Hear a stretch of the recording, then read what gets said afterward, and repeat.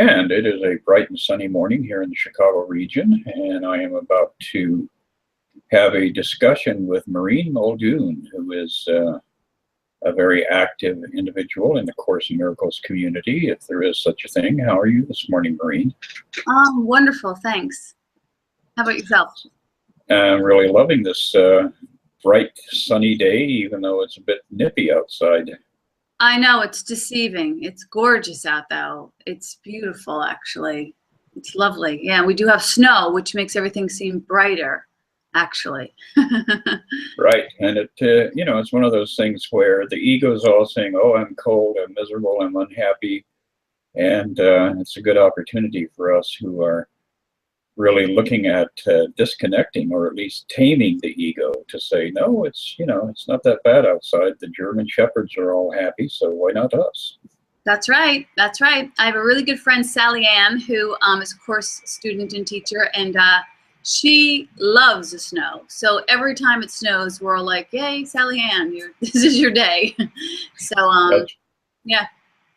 That's awesome. Well, now, you are a mother and a wife and a businesswoman and an actress and all sorts of things going on in the world you inhabit. So how about telling us about how you discovered the Course and the circumstances around that? Sure.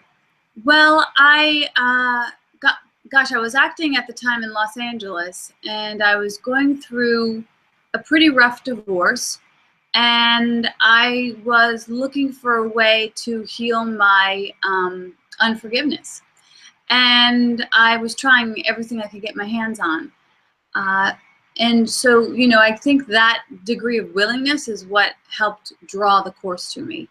And I was up in Wisconsin, actually, on Madeline Island, which is this beautiful island in the middle of the Apostle Islands. And there was a bookshop there. And I guess actually the very first time I came into A Course in Miracles, this is kind of a longer story, but I was in Yugoslavia, Medjugorje, when I was a young, I was like 20 at the time. And in Yugoslavia, there were some children there who were called the visionaries, and they could see the Blessed Mother, and the Blessed Mother was giving them messages. And so I went to Yugoslavia with a friend of mine, and the message that was given that day that we went up to the top of the hill underneath these beautiful stars, and was that we were being very disposable with our children, actually. And I was only 20 at the time, and I didn't have kids, and I thought, this is a pretty depressing message. And they talked about how the Blessed Mother was weeping and crying. And so at the end, they asked for questions. So I raised my hand, and I asked the question, and I said, does the Blessed Mother ever laugh? And if so, what makes her happy? And I don't really remember the answer, but there was this woman kneeling next to me. She looked like she was about 150 billion years old. And she looked up at me, and I thought, oh, she's going to tell me that that I asked a really dumb question, because I had this story, this agreement that I was a bad question asker. And I think I got that from being raised Catholic, where I would ask the nuns questions, and they would say, don't be so bold. So I didn't really like to ask questions. So, but she looked up at me and she said, good question, honey. And on top of that hill, I had a healing around my ability to ask a good spiritual question. And I think Course in Miracles asks us to be open-minded and to ask questions and to question everything, except the love of God. And so after that, I went down the hill, and the next day we went back to the hill in Yugoslavia. We went back up the hill to pray the rosary together with people from all over the world. And it was such a beautiful thing. And there was a man who asked a question the next night, and he said, does the Blessed Mother recommend any books? And I thought, that's a really dumb question, which I always kind of joke that, from a recovering bad question asker, that would kind of judgmental thing to think, but that's what I thought.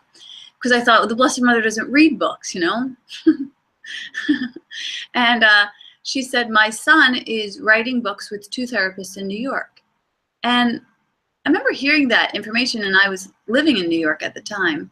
And I thought, oh, I'm going to go find those 2, people, and I'm going to find that book. And I don't remember that she said A Course in Miracles, but the name of the book that I do remember was A Song of Prayer.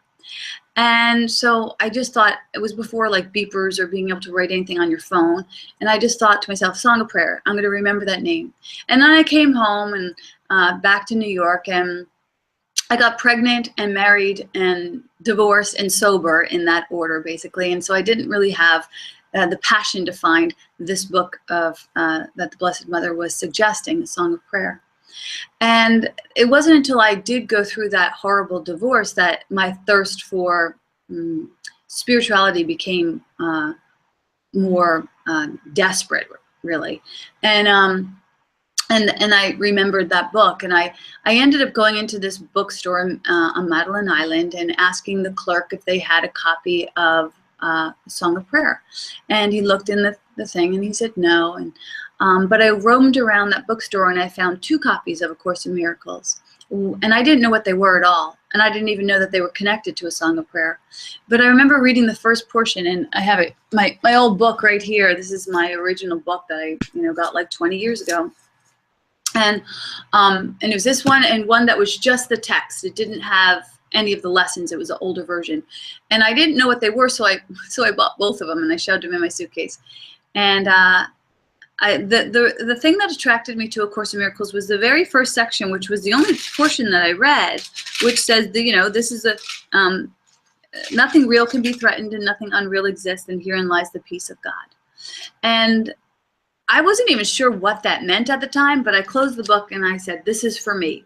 And I came home, and at that time I was living in California, and I started to dive into the text and the lessons on my own. But I'm a person who likes to study in groups.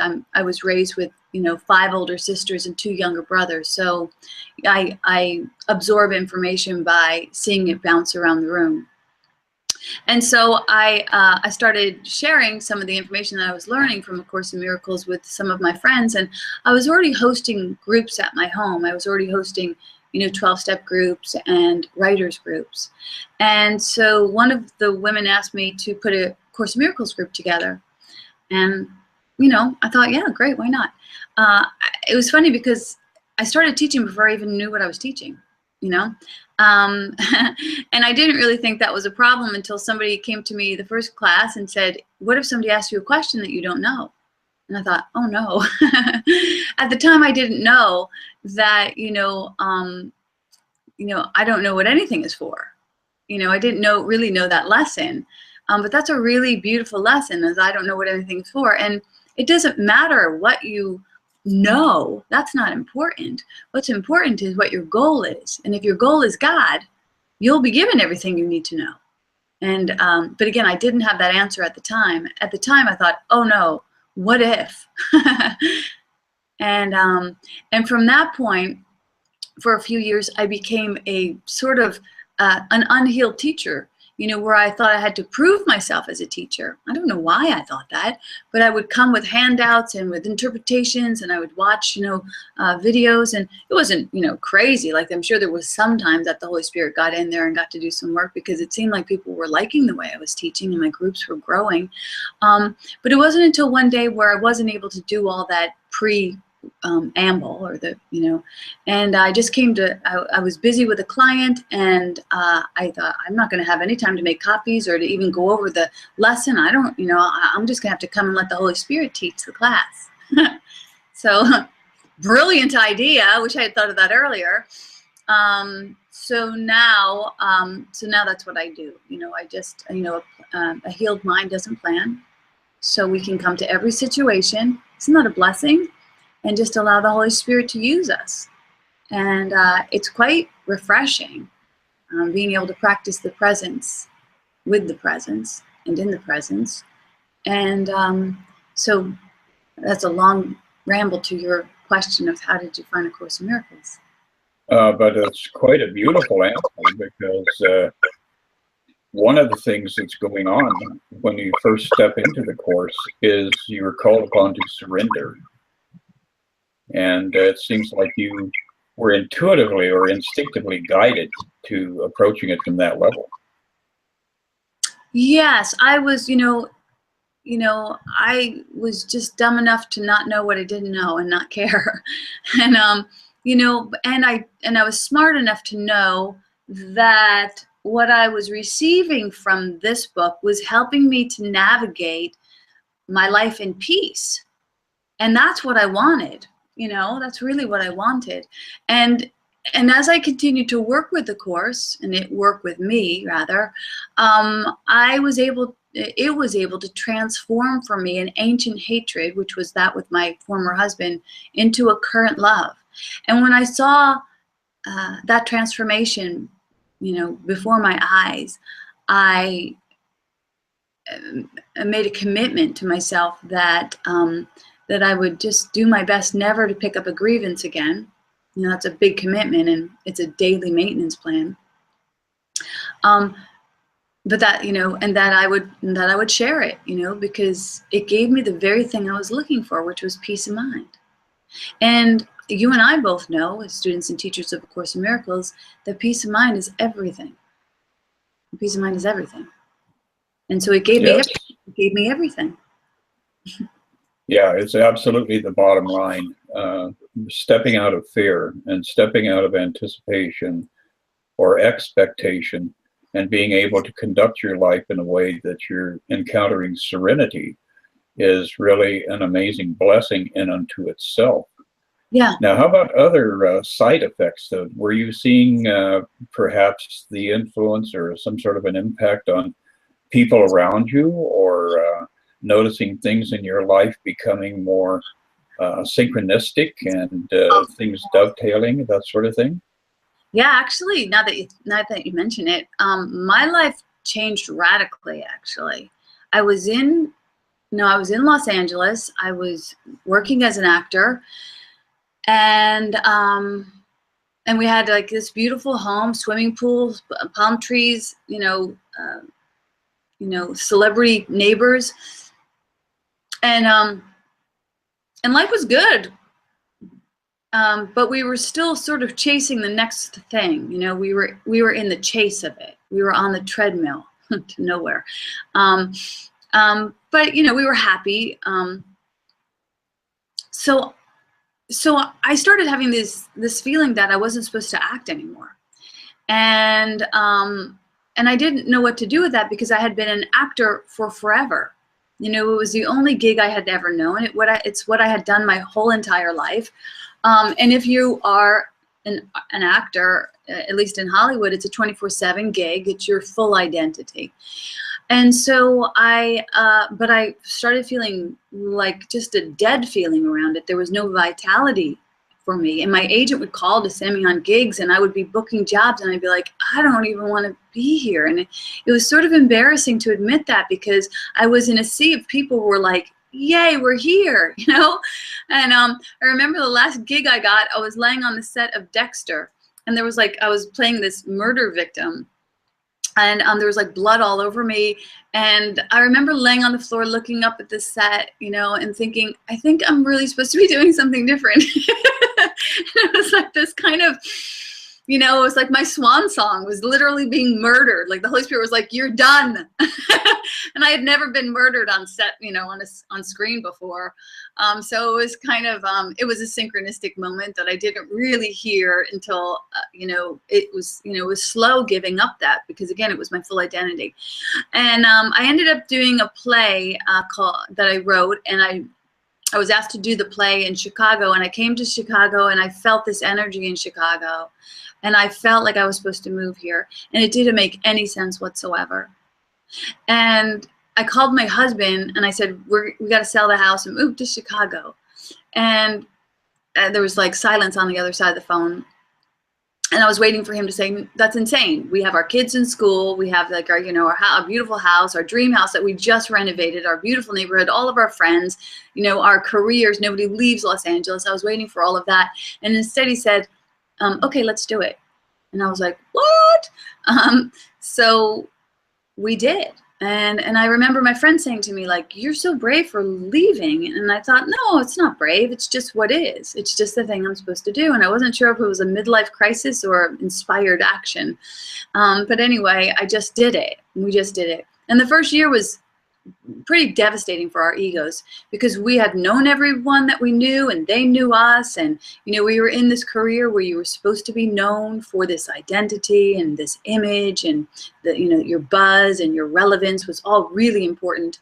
And then we moved here and no one knew us, and I didn't know anyone. I didn't know anyone when I moved to the Chicago area.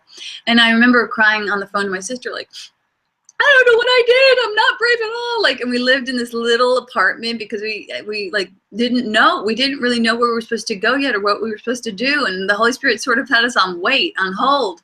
And we were in the chrysalis basically, and it was gooey and dark and scary, and we didn't know ourselves. At least this was my experience, but I think it was similar for my husband because he was an actor also. But we moved from that chrysalis, and we I now have a completely different life, you know, in form and in content, I think, as well. I feel like I have such great peace of mind today. I feel and you know, and that's it. I feel like I have great peace of mind. You know, my life is most joyfully spent when I'm in service to others. And that sounds so weird and hokey, but it's the truth of my heart, you know. And I love getting people to find their voice. I love getting people to wake up to their brilliance. I love getting people in a conversation that sparks their inspiration. You know, this is not that I didn't do that back in Hollywood, but I also had my eye on my own game, and I was, you know, had my eye on the horizon, and I wanted to move toward my greater good. And today I'm really invested in the greater good, you know, that supports everyone equally, for always. And that's basically living in love. And I didn't know that that was truly a possibility, to tell you the truth. And it is.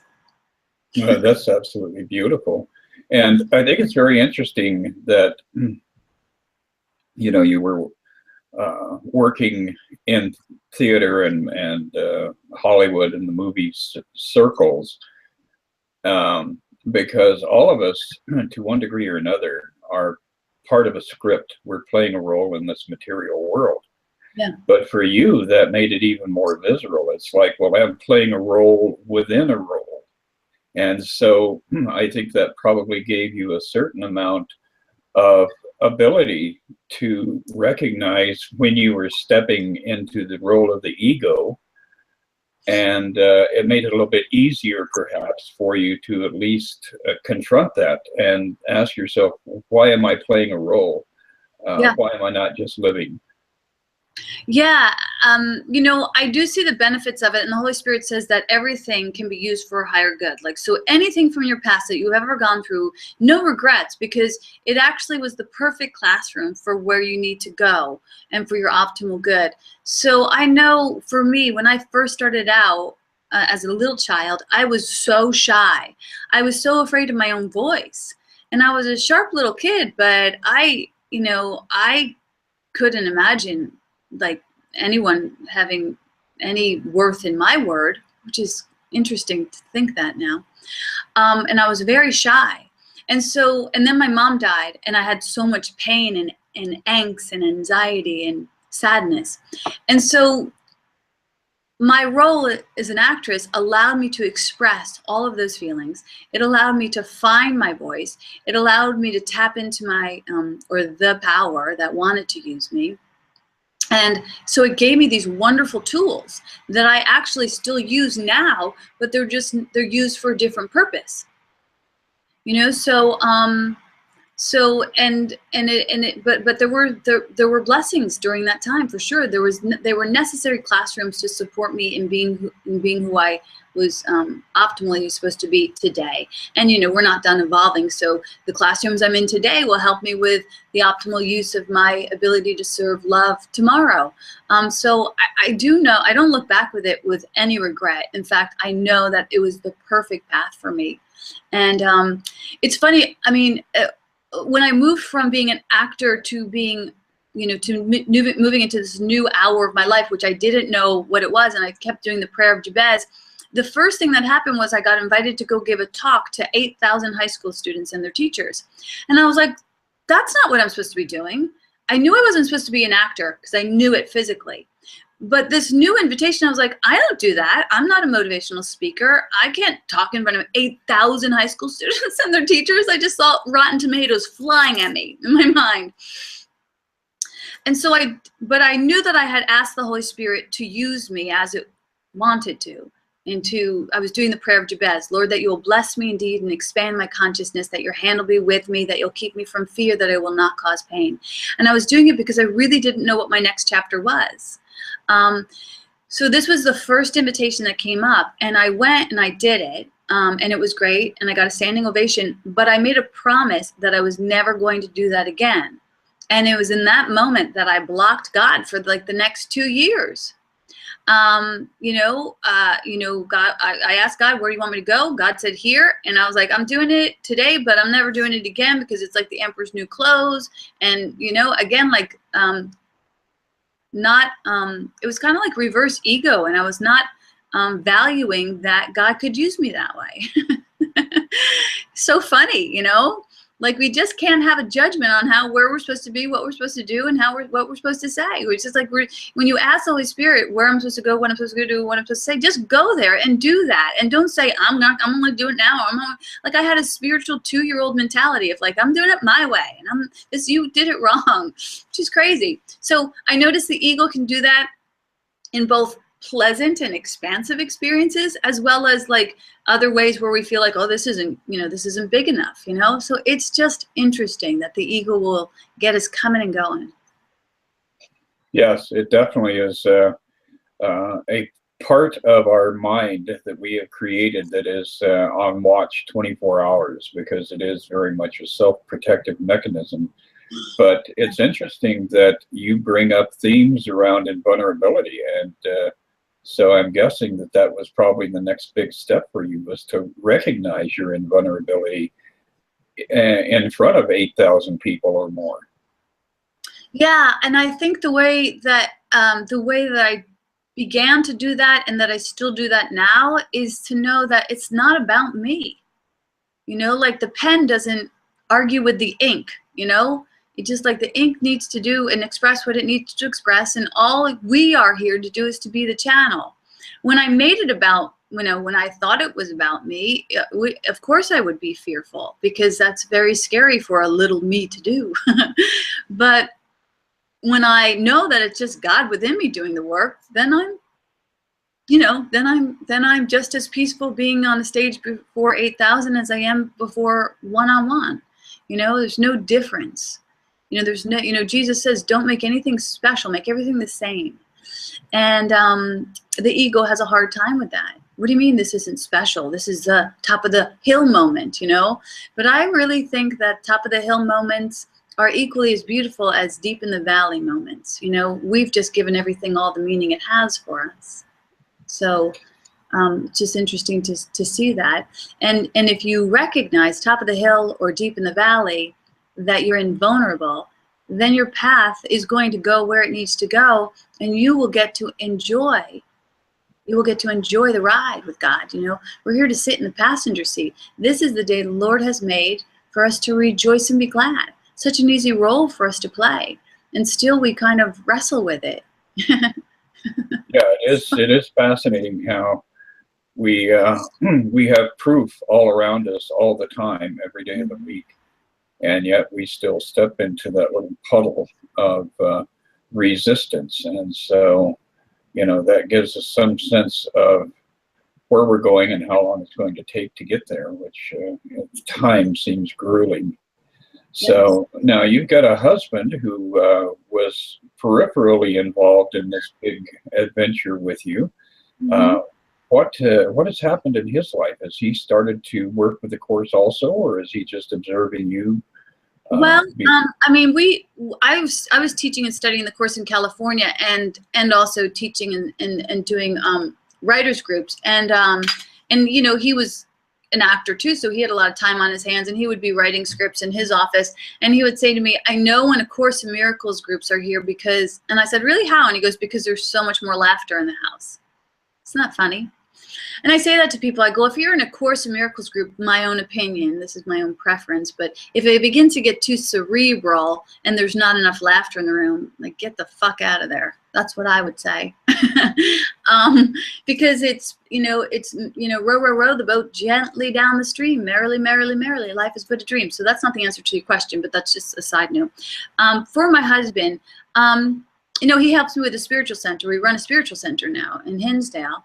And he was a filmmaker in Los Angeles. So he records all the talks and he edits them, and he teaches filmmaking to high school students at Neuqua Valley in Naperville.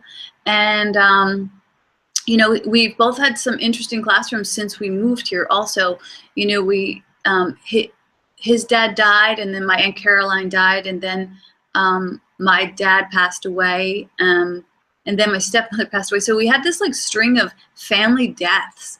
And then like just 3 weeks ago, my mother-in-law had a stroke. So I think if we were in California, it would be really hard for us to be of service to our family members. And so I'm grateful that we got to be closer to them during this chapter of their lives. And that's a beautiful thing. It's a beautiful thing to experience a birth of a child and the exit strategy of a spirit. Yeah, it is. It's major life experiences. And I know with myself, when I was 6 years old, my father transitioned. Oh.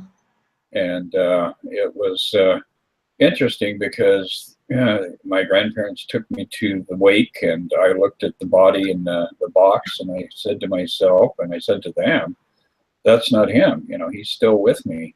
So I think that when we experience or encounter death as a child, I think a lot of times, because we're still carrying that level of innocence that we had at birth, it perhaps is easier. We haven't built stories in our minds about how people are bodies. It's easy for us to accommodate the idea that people are spirit.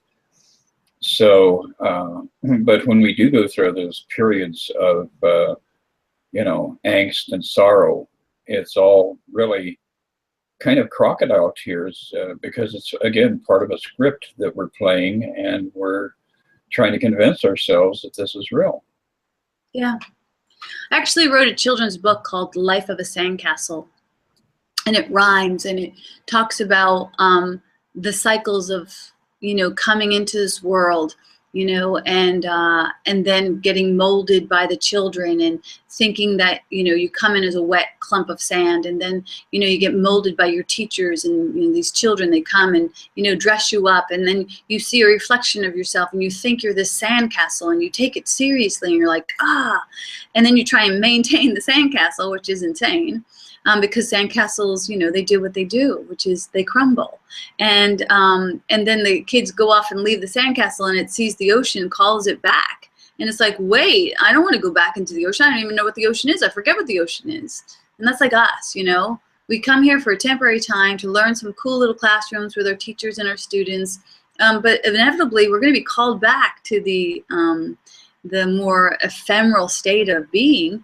And from what I hear of everyone who's gone and come back, it's awesome. You don't want to rush the classroom, but I think we got less to mourn and more to celebrate. And I think it's another upside down, twisted script of the ego. That's very true.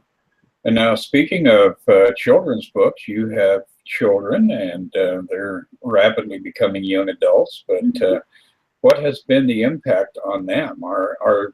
Do you actually discuss the course with them, or do you just wait for them to come to you? How do you approach that? Well, they come to church every Sunday, and one of the reasons, at least, that I thought that I was creating this this spiritual center, actually, it was totally divinely aligned. I had very little to do with it, but in my mind, I thought, I want to make sure that my kids are fed spiritually. And I was, when I first moved here, driving an hour to church, and my secret wish was, geez, I really wish I had a spiritual center closer to my home. But I didn't think that you know, I didn't think I would be opening it or running it, you know. That was like the farthest thing from my mind. But one day, while teaching A Course in Miracles, I, you know, got a clear direction, you know, about going to the chapel, and I was shown this chapel in my head, and I was like, what does that mean? I had no idea. Like, it was a literal calling in my brain, in my mind. And I went across the hall a week later, and I talked to my, you know, my office mate, and we were going to do this camp. And she said, if we want to do this camp, we can go to this chapel and we can rent it because it's for rent. And she showed me a picture of the same chapel that was in my head. And I was like, what the what? I'm like, what does that mean? I was still in so much resistance, you know. I still had some of that thing of like, I'm not doing, you know, God's plan. I'm doing Maureen's plan, and I didn't know what Maureen's plan was, so I was a little bit floundering. But anyway, I ended up going back to just teaching A Course in Miracles in my office, and I had a revelation that was like, oh, I'm supposed to go to that chapel and start a freaking church. And everyone that was in the room that day started laughing. They're like, yes, that's exactly what you're supposed to do. And so I went over, and the church was open, and we started this, you know, spiritual community, which is like just a walk or a bike ride from my home, which was a secret wish of mine. And I just am so grateful every morning that every Sunday that I get to go there. And I come to find that other people in the area had the same secret wish. So, you know, all miracles are, you know, mutual, you know, so we get to have this happy hour, and it's not just on Sunday mornings. You know, the community hosts lots of events. So my children benefit from being in community, as I knew they would. You know, a community is very important to me. I grew up in community. I was born into community. Like I said, 5 older sisters, 2 younger brothers. Like, I was literally born into a small village. So it's important to me. And in Los Angeles, we didn't always have, like, you know, we mostly hung around people who were like 20s and 30s, and in our lifestyle. And I felt like, gosh, you know, I really crave diversity. I really crave having different ages, having older people and younger people mixed together. And so that was in my heart. And so, to answer your question, you know, my children come, and one of them takes pictures on Sundays. He has a little ADHD, so I kind of have to give him a task so that he stays engaged. And so that's a lovely thing for him to be able to do and contribute to the community. And my other daughter plays music. She plays the ukulele, and she opens the service with the ukulele every Sunday. So I try and engage not just my friends and, you know, and community members to bring their best gifts, but I do that with my kids too, you know, because everybody can play a part in the party. That's really beautiful. And now I know you have an event coming up with Gary Renard here very soon. What does the future look like? Do you have a lot of things scheduled for this coming year, or are you just allowing it to unfold as it needs to in its own pace and own time? Yeah, I'm trying to let it unfold. Gary's coming this weekend. That should be awesome. We have some really, the community seems to be expanding into small groups. So we have like a movie group, and we have a book club group, and we have a meditation group. So it seems to be growing through small groups. I know I could get in there and try and orchestrate and plan more things, but I'm doing my best to try and let it be organic, you know. For myself, I just got a publishing deal for my first book. So I'm going to be focusing on that, Spiritual Vixen's Guide to an Unapologetic Life. And recently I had been invited and called to give some talks around and do some retreats, and specifically work with women, you know, and that's no surprise. You know, I had 5 older sisters. The group that I have, Spiritual Vixens, is very, you know, feminine, and I think there's a lot of healing in that necessary in that community. So that seems to be what's unfolding itself on my current agenda and plate. That's beautiful. And I think I'm going to have to drag myself up to your church, because it's not that far from me. Yeah, And what's up? You got to get there, man. How far? yeah, go hang out with all of these ascended masters working with the Course in Miracles. Yeah, I mean, we really, it's funny because when I first came to Chicago, I didn't, Joe Wolf was like the guy who I knew was teaching, and he was teaching on Sunday mornings, and I was working on Sunday mornings at another spiritual center. So I didn't really feel like there was a community here. And then like a few years in, Jay got a lot of the teachers together, but it didn't seem to manifest in I guess what maybe was the goal at that time. But there's a lot of course teachers here in the Chicago area. There's a beautiful, and it feels like that's just beginning to happen. And I'm surprised it hasn't happened already. But you got Charlie and Barrett and yourself and Jay, and there's some really great. There's a community here, and what I'm so grateful for is that on Sunday morning we honor all paths to God. So we'll have conversations on the Four Agreements or on Christianity or on Judaism. But my backbone is Course in Miracles, and I can have a conversation about A Course in Miracles that other people understand and comprehend. You know what I mean? And that means the world to me. That means the world. Yeah, that's very beautiful. And I think part of it is that we were in that gestation period where we were discovering each other. Yeah. And I think now we are in that unified cycle where unification is all of a sudden becoming a theme, and we have to reach out to each other and be supportive and enthusiastic about our mission here in life, which is not what we thought it was. That's the truth. Well, now, Maureen, if you were going to give advice, I know that a lot of us shy away from that idea of giving advice, but if you were going to give advice to people who are first encountering A Course in Miracles, what are your thoughts about how they should approach that? Well, the two things I always say, which I already said, one of them was like, if there's no laughter, get a different group or teacher, and stay, kind of stay close to the book, and don't over digest it. In the beginning, I took it slowly, but there were times that I like dove deep into it, and I like drove down to see Ken Wapnick, and I spent a weekend with him and in his community, and so that would be the advice I'd say. Keep the laughter up and available, and stay close to the book, and don't over digest it, because like I said, one time I went down to study with Ken Wapnick, and I listened to tapes all the way down, and then I listened to tapes all the way back. I was like a junkie. I was like an addict, just trying to get more and more course, and I don't know why. I guess it was for my birthday. It was May 20th, which is my birthday. And I remember I gave myself this gift for my birthday, and I overindulged in it. I know that sounds crazy, but I actually felt like I kind of, like it hurt my brain a little bit. Like I was like, take it easy. That's what I'd say. That's what my dad always used to say. He'd say, take it easy. And that's what I would say.